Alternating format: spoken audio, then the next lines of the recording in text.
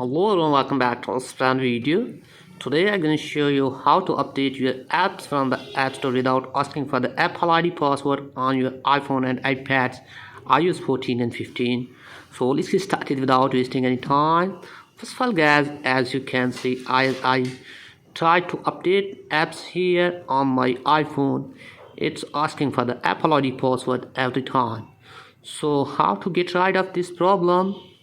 Just go back to your home screen and then open up here settings app on your device and then tap here on your Apple ID profile and then tap here on media and purchases and now tap here on password settings, and then here what you have to do is just turn the toggle off for the required password here and then tap here on done and then go back and scroll it down here and tap here on screen time and again scroll it down and tap here on content and privacy restrictions, and now here tap on iTunes and App Store purchases, and here are two options: required password, always required, and don't require. So select here at don't require and then go back and turn the toggle off for the content and privacy restrictions, and after that go back and again try to update the app.